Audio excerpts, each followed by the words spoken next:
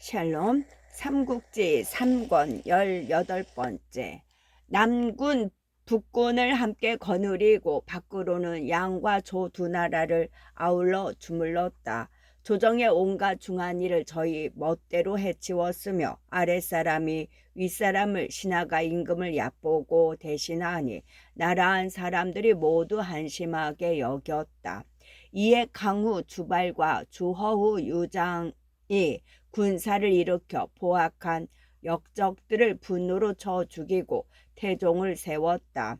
그리하여 왕도를 다시 일으켜 세우고 그 빛남이 널리 드러나게 했으니 이는 곧 대신이 권세와 위엄을 세워 나라의 어지러움을 구한 뚜렷한 본보기이다.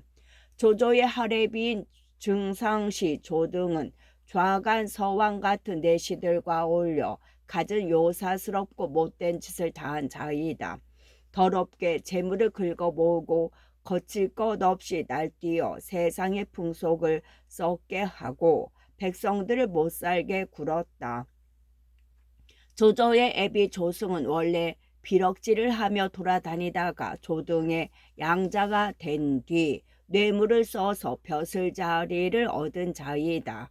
바리바리 금은 보옥을 권세 있는 이의 집으로 실어 날라 마침내는 대위까지 사게 되니 천하의 중한 일을 함부로 둘러엎은 꼴이다.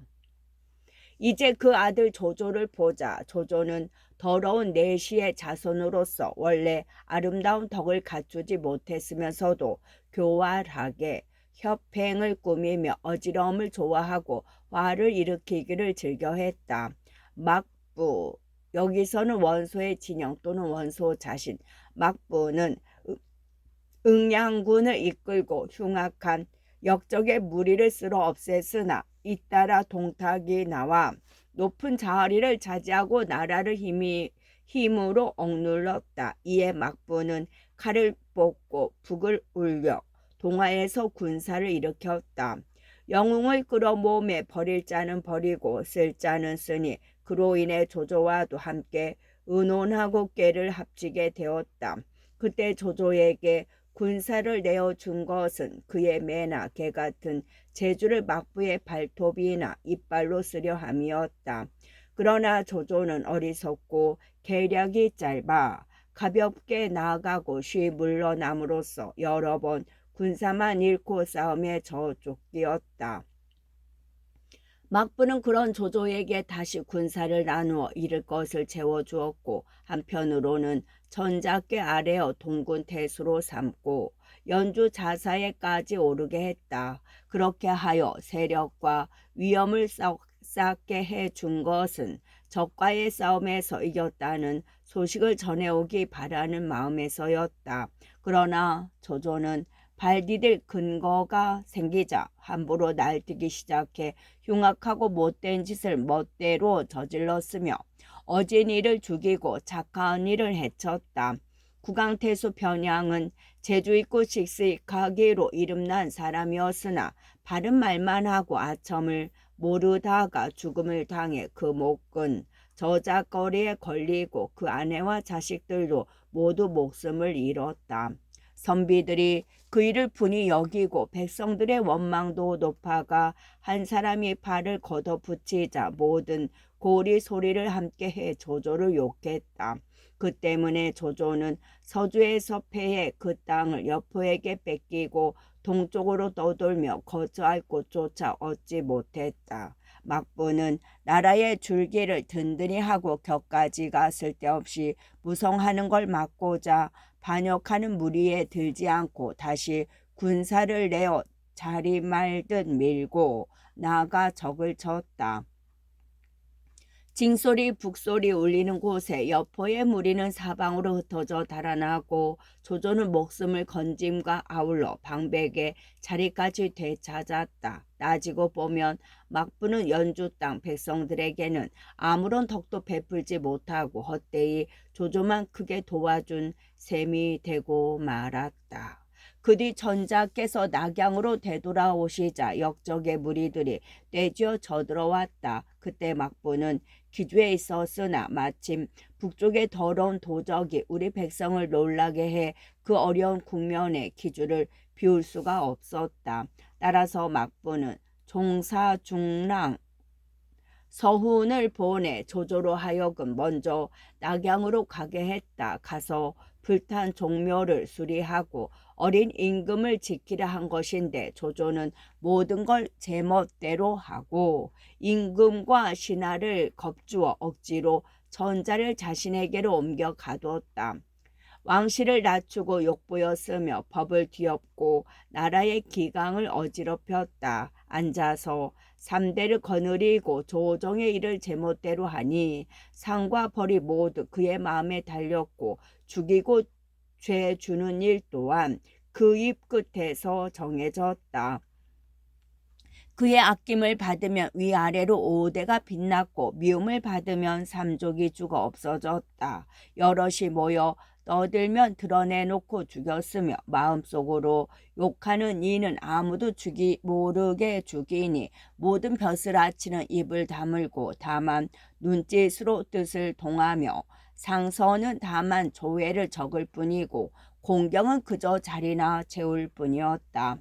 대위 양표는 일찍이 사도사공을 지내 나라에서 가장 높은 벼슬 자리를 거친 이었다. 그러나 조조의 눈밖에 나자 죄 아닌 죄로 갖가지 고문을 당하고 혹독한 형벌을 받았으니 조조가 제 마음 내키는 대로 하며 나라의 기강을 돌보지 않음이 그와 같았다. 또 의랑조원은 충성스럽고 바른 말을 해 그 옳음이 하나같이 받아들일 만했다.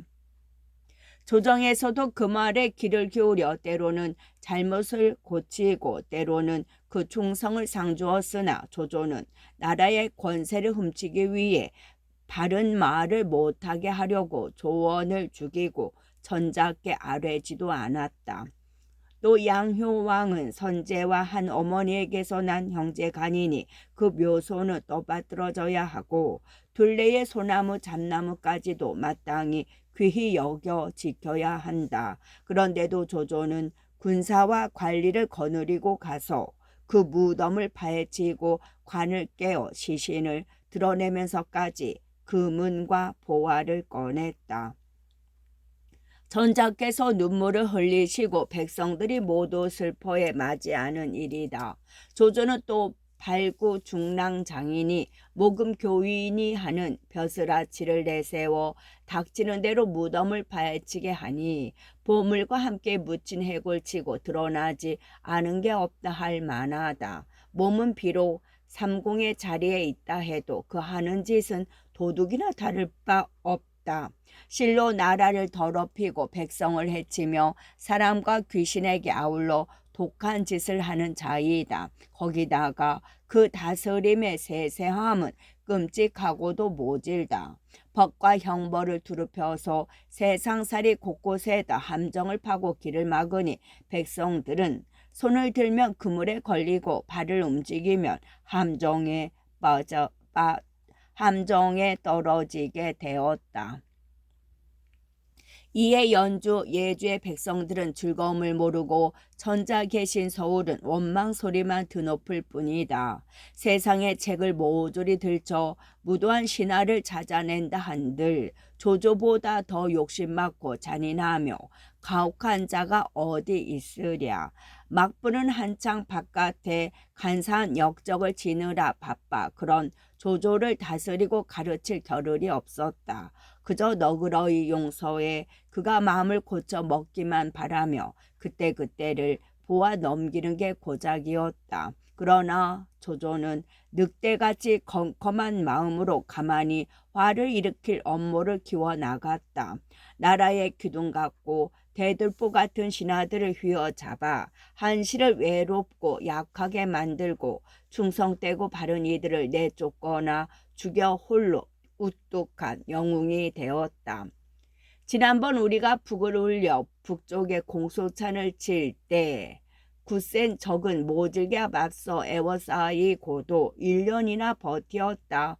조조는 적이 깨트려지지 안음을 보고 몰래 그를 주고받아 겉으로는 우리를 돕는 체하면서도 안으로는 가만히 우리를 덮치려 했다. 다만 그 심부름꾼이 우리에게 잡히어 흉계가 드러나고 공소찬 또한 죽음을 당한 까닭에 칼날을 감추고 못된 꾀를 거두어 우리를 해치지 못했을 뿐이다. 이에 조조는 오창에 머물러 우리가 강을 건너기 어려움만 믿고 버마제비에 앞발 같은 도끼로 수레바퀴 같은 우리의 군사에 맞서려 한다. 막부는 한실의 위령을 받들어 전하를 바로 잡으려 하는 바 긴창을 든 군사 100만의 말탄 장수의 무리만도 전이다. 옛적에 중황이나 육하육 획 5획같이 날래고 씩씩한 장사가 좋은 활과 강한 쇠뇌를 갖춰 떨쳐 일어남이니 병주의 고가는 대왕산을 넘고 청주의 원담은 이미 제수와 답수를 건넜다. 대구는 그 머리를 앞으로 향해 황하를 건너고 형주 군사는 완성과 섭성으로 내려가 조조의 뒤를 끊었다.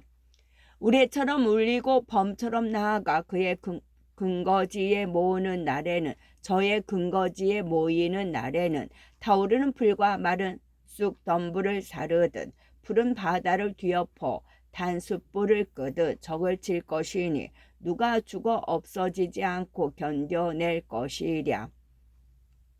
거기다가 조조의 군사와 벼슬아치들 가운데 싸울 만한 자는 모두가 유주 기주 땅 사람들로 더러는 일찍이 내 밑에 있었던 적도 있어 모두 돌아오고 싶은 마음에 눈물을 흘리며 북쪽을 바라고 있다. 또 그 나머지는 연주 예주 땅 백성이거나 여포와 장양을 따르던 무리로 주인이 망한 뒤 위협을 못 이겨 억지로 따르고는 있대. 각기 조조와의 싸움에서 다치고 상한 적이 있어 그를 원수로 여기는 바다. 한번 우리가 깃발을 휘두르며 높은 곳에 올라 북만 울려도 바람에 쓸리듯 모두 항복해 와 흙더미가 무너지고 기와장이 부스러지듯 할 것이니 칼날에 피를 묻힐 리도 없을 것이다. 이제 한실은 힘을 잃고 기강은 풀어졌으며 조정에는 돕는 신하가 없고 종실에도 역적을 막을 세력이 없다. 도성 가까운 곳에 바른말 하던 신하들도 이제는 모두 머리를 수그리고 나래를 접은 채 어찌할 줄 모르는 새 새끼 같은 꼴이다. 비록 충의로운 신하가 있다 할지라도 포악한 신하에게 억눌려 버렸으니 어찌 그 절개를 펴 보일 수 있으랴.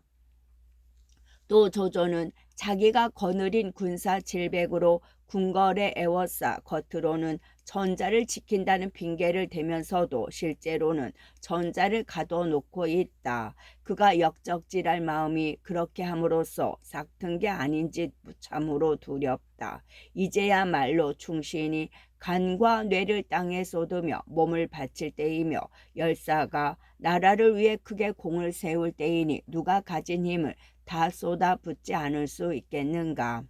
조조는 또 어명과 나라가 정한 바에 따름이라 내세우고 사람을 흩어 군사를 모아들이고 있다. 멀리 떨어져 있는 고을들이 아무것도 모르고 군사를 댈까 걱정된다. 그렇게 하는 것은 여럿의 뜻을 어기고 역적질에 가담하는 짓이 되며 스스로의 이름을 더럽히고 전하의 웃음거리가 될 뿐이라. 밝고 생각 깊은 사람은 따르지 않을 것이다. 오늘도 유주, 병주, 청주, 기주 네 곳에서 아울러 군사를 낼 것이니 이글이 형주에 이르거든 형주도 얼른 군사를 일으켜 건충 장군, 장수와 성세를 합치하도록 하라. 그 밖에 주군도 각기 의로운 군사를 가다듬어 경계에 버려 세우고 크게 무위를 떨쳐 기울어진 나라를 바로 잡으라. 그리함으로써 비상한 공이 드러나기 시작할 것이다. 조조의 목을 얻는 자에게는 5천 호후에 봉하고 5천만 전을 상으로 내릴 것이며 조조 아래의 장수나 장교 관리라도 항복해 오는 자는 그 죄를 묻지 않을 것이다. 널리 이 너그러움과 믿음을 펴며 벼슬과 상을 걸고 전하에 보고한다. 전자께서 갇히고 핍박받는 어려움 속에 계심을 알리나니 영이 떨어지는 대로 따르라. 진림이 지어 올린 경문을 본 원소는 매우 기뻐하며 여러 벌 베껴 급히 각 주군에게 돌리게 한편 묵과 물의 중요한 길목마다 방으로 붙이게 했다. 경문은 오래지 않아 허도에도 이르렀다. 그 무렵 조조는 두풍을 알아 자리에 누워 있었는데 조흥이 송구한 듯 그 경문을 가져다 바쳤다. 그걸 읽자 조조는 모골이 송연하며 온몸에 식은땀이 흐르더니 두풍까지 싹 가셔버렸다. 그만큼 진림의 글은 매서웠다. 이 경문은 누가 지었다고 하던가. 벌쩍 뛰며 일어난 조조가 물었다. 종이 불길이는 눈길로 대답했다. 듣기로 진림이란 놈이 지었다고 합니다. 눈앞에 있다면 금방 한 주먹으로 으깨어 버릴 듯한 태도였다. 조조와 사촌이 조홍으로서는 당연하다. 그러나 조조는 역시 달랐다. 대수롭지 않다는 듯 피식 웃으며 말했다. 글하는 자들은 싸움하는 재주를 당해내지 못한다. 진림의 글이 비록 아름답다 하나 원소의 싸움하는 재주가 그에 따르지 못하니 어찌겠느냐. 원소가 내게 들여지는 날은 반드시 내 손안으로 들어올 것이다. 그런 다음 곧 여러 모사들을 불러놓고 원소를 맞아 싸울 의논을 했다. 전에 북해 태수였던 공룡이 그 소식을 듣고 왔다가 먼저 입을 열었다. 원소는 지금 세력이 엄청납니다. 싸워서는 안 됩니다. 화해를 하도록 하십시오. 그게 무슨 말씀이요? 원소는 아무짝에도 쓸모없는 위인데 무엇 때문에 그와 강화를 맺는단 말이오? 순옥이 공룡을 나무라듯 물었다. 공룡이 이 말을 받아 계속했다. 원소는 거느린 인재가 많고 백성들도 강성하오. 그 밑에 있는 허유, 곽도, 신배는 모두 지모가 있는 사람들이며 전풍과 저수는 충직한 사람들이오. 알량, 문초의 용맹은 삼군을 덮을 만하고 고람, 장압, 순우경 등도 모두 세상에 드문 명장들이 외다. 그런데 어찌 원소를 쓸모없는 사람이라 할 수 있겠소. 그러나 순욱은 오히려 가볍게 웃으며 대꾸했다. 원소의 군사는 많으나 정연하지 못하며 전풍이란 사람은 강직하여 윗사람을 자주 거스르며 허유는 탐심이 많아 지혜롭다 할 수 없고 신배는 지명보다 고집이 세고 봉기는 쓸데없이 과단성만 앞세울 뿐이요. 거기다가 이 사람들은 서로 뜻에 맞지 않으니 오래자나 반드시 서로 싸우게 될 것이 외다. 장수도 마찬가지요. 알량 문추는 그저 하찮은 무리의 용맹뿐이니 한번 싸움에 사로잡힐 수 있고 그 나머지 용렬한 무리들은 100명에 이른다 한들 입에 올릴 가치도 없소이다.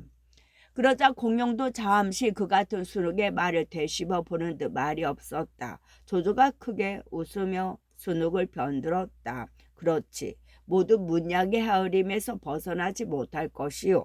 그러고는 곧 유대와 왕충을 불러 영을 내렸다. 유 장군은 전군이 되고 왕 장관은 후군이 되어 군사 5만을 이끌고 서주로 가시오. 승상의 기호를 그대들에게 내줄 터이니 반드시 그걸 앞세고 유비를 공격하도록 하시오. 공룡과 순욱이 얘기를 주고받는 사이에 이미 서주 쪽에 보낼 장수까지 마음속에서 결정해 둔 모양이었다. 명을 받고 나가는 둘을 보며 정욱이 조심스레 말했다. 유대와 왕충이 과연 맡은 몫을 해낼지 걱정됩니다. 정사에 따르면 유대는 자가 공산이고 패국 사람이다. 그런데 연희에서는 그가 옛날엔 연주 자사였는데 조조가 연주를 취함에 이르러 유대는 조조에게 두항하였고 조조는 그를 편장으로 등용하였다고 하니 아마도 연희의 저자는 그와 동네 모평 사람인 유대를 혼합하여 한 사람으로 얘기한 것이 분명하다. 유대는 편장 노릇을 하고 있었고 완충은 그보다 더 이름 없는 장수였다. 조조가 빙긋 웃으며 대답했다. 나도 역시 이들이 유비의 맞수가 되지 못하리라는 것은 알고 있소. 다만 허장성세로 유비를 속이려는 것뿐이요. 다시 말해 조조는 모든 역량을 원수와의 싸움에 집중시키기 위해 유비를 우선 서주에 묶어두기만 하려는 것이었다. 그것은 유대와 왕중이 서주로 떠나기 앞서 덧붙인 당부로 더욱 뚜렷했다. 결코 가볍게 나가지 마시오. 굳게 지키며 내가 원수를 깨뜨릴 때까지 기다리면 그때 서주로 대군을 몰고 가 유비마저 깨뜨릴 것이요. 그리고 그들이 떠나자 조조는 스스로 20만 대군을 이끌고 여양을 향해 떠났다. 여양에 이르러 조조는 원소의 대군과 80리 거리를 두고 진체를 내렸다. 먼저 와서 기다리고 있는 원소의 대군이라 섣불리 덤벼들 수 없었기 때문이었다. 그리고 적의 허시를 탐지한 뒤 싸우기 위해 호를 깊이 파고 탐을 높이 쌓아 방비부터 든든히 하니 이번에는 원소도 섣불리 공격할 수 없었다. 서로 멀찌감치서 맞서 상대가 공격해 오기만을 기다리는 새에 두 달이 흘렀다. 가을 8월에 떠나 초겨울 10월에 접어든 것이었다. 원래 이치로 보아서는 원소 쪽이 공격에 나서야 했다. 먼저 와서 충분히 휴식을 취했을 뿐만 아니라 공소찬이란 강적을 접으순 지도 오래되지 않아 사기도 드높은 편이었다.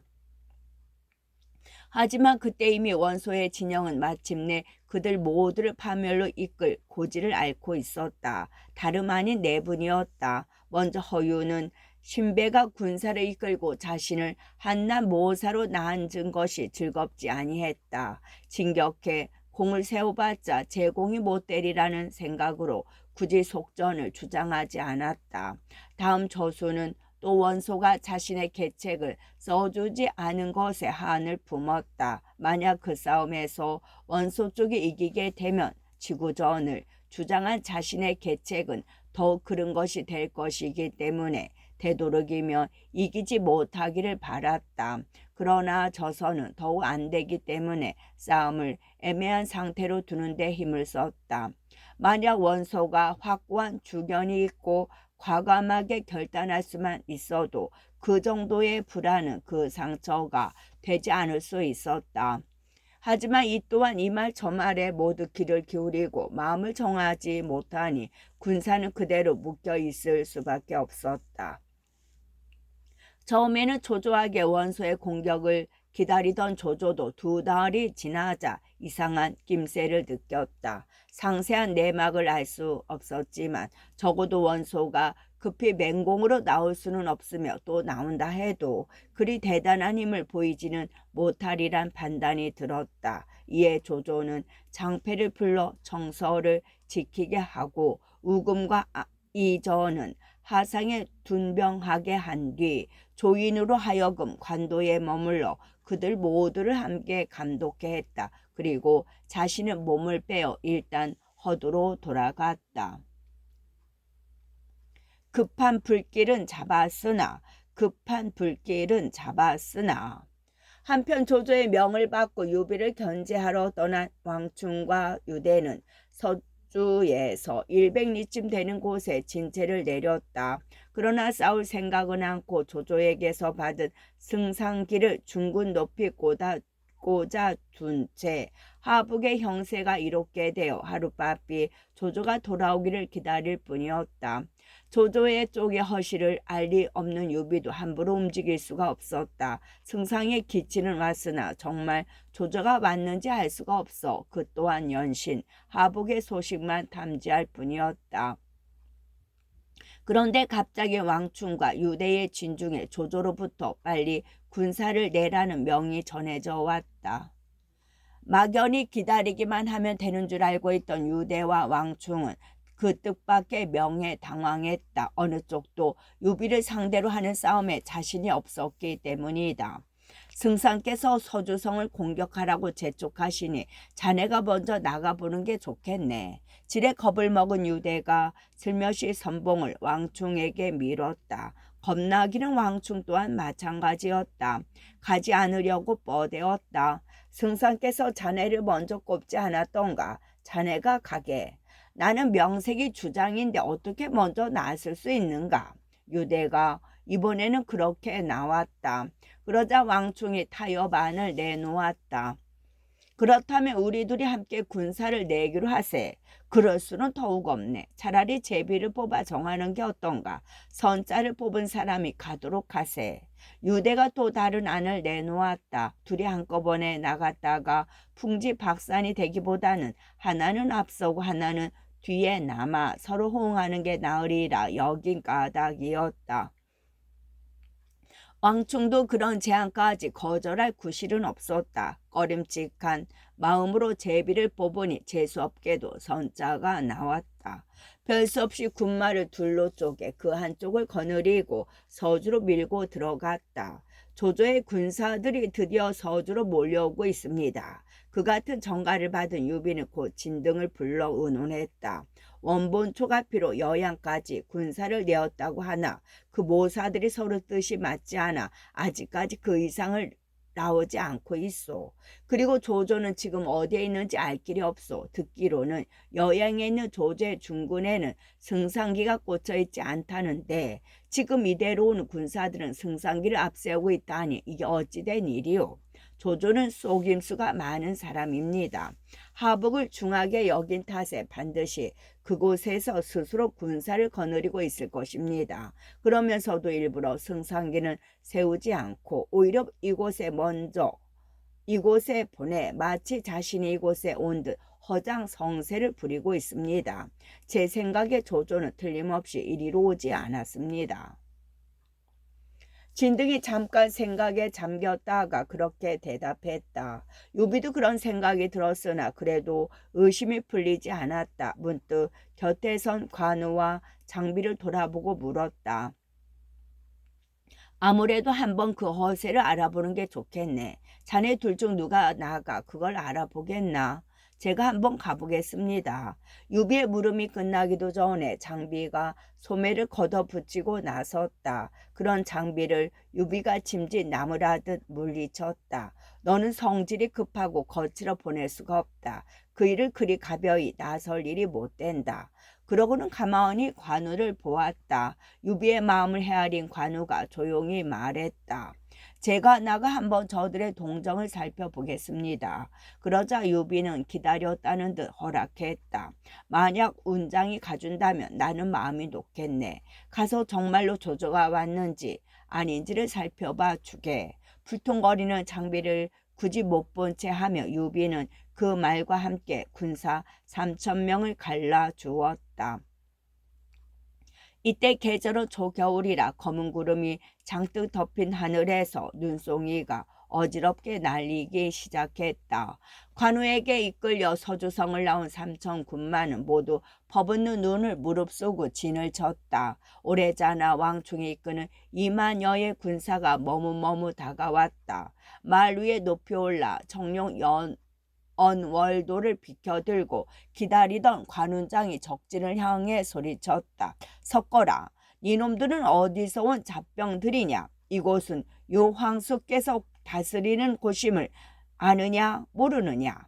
관우의 그 같은 물음에 동정을 살펴보기 위해서인 줄도 모르고 왕충이 나와 허풍스레 대꾸했다. 승상께서 여기 이르셨거늘 니놈들은 어쩐 연구로 나와 항복하지 않느냐. 승상께서 이르셨다면 잠시 진문 앞으로 나오시라 일러라. 이 관운장이 할 말이 있다. 숱한 맹장들을 제쳐놓고 왕충같이 이름 없는 장수가 나온 걸 보자 관우는 대강 짐작가는 바가 있었으나 한 번 더 그렇게 물었다. 대답이 궁해진 왕충이 돌연 목소리를 높였다. 대안의 승상께서 어찌 너 같은 무리와 가벼이 마주하시겠느냐. 무례하구나. 그러자 관우는 노기가 솟구쳤다. 왕충이 비록 허세를 피우고는 있지만 조조가 그 자리에 없는 것 또한 틀림없어 보였다.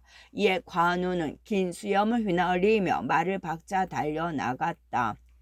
아직 관우의 무예를 잘 알지 못하는 왕충도 지지 않고 창을 휘두르며 달려나왔다. 두 말은 곧 부딪혔다. 그러나 왠지 관우는 정령도를 들어 왕충을 베는 대신 급히 말을 돌려 달아나기 시작했다. 왕충은 영분도 모르고 신이나 그런 관우를 쫓기에 바빴다. 쫓거니 쫓기거니 하며 두 사람이 어느 조그만 산 기슭에 이르렀을 때였다. 관운장이 돌연 말머리를 돌리더니 정령도를 휘두르며 왕충을 맞았다. 원래 적수가 못 되는 데에다 무턱대고 쫓는 데만 정신이 팔려있던 왕충에게 그런 관우의 반격을 받아낼 재간이 있을 리 없었다. 제대로 창을 들어 막아보지도 못하고 얼른 말머리를 돌려 달아나기 바빴다. 이놈 어디를 가려느냐. 관우가 호통과 함께 왼손으로 정령도를 옮겨 잡으며 오른손을 쑥 내밀었다. 그리고 왕충의 갑옷깃을 잡아 안장에서 덥석 집어 올리더니 그대로 겨드랑이에 껴버렸다. 마치 어린애를 잡아 옆으로 끼고 가는 형국이었다. 관우가 왕충을 사로잡아 자기 본진으로 끼고 가는 모습을 보자 왕충을 따라온 군사들은 두렵다 못해 얼이 빠졌다. 아직 저쪽 군사들이 움직이기도 전에 절로 무기를 내던지고 사방으로 흩어져 달아나 버렸다. 관우는 사로잡은 왕충을 끌고 서주성 안으로 들어가 유비에게 바쳤다. 유비가 왕충에게 물었다. 너는 누구며 어떤 자리에 있는 자이기에 감히 조승상을 상징하느냐.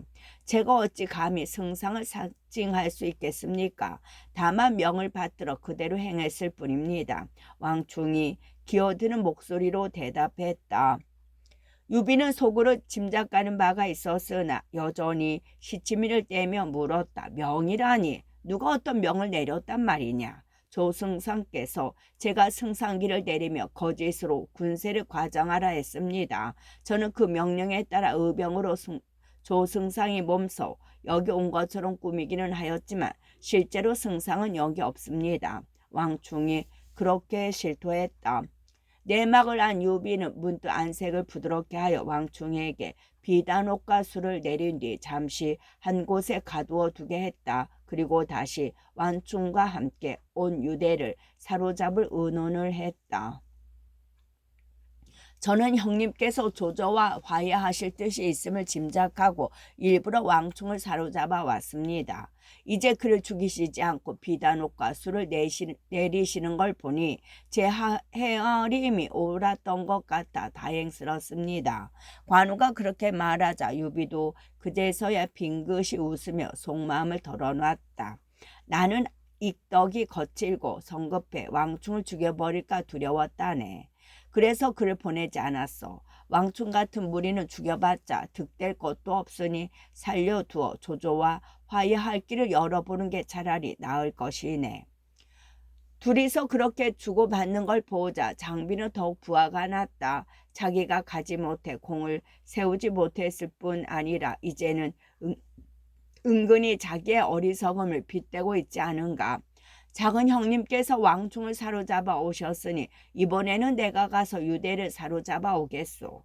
참지 못한 장비가 분연히 소리쳤다. 그런 장비를 유비가 한 번 더 격동시켰다.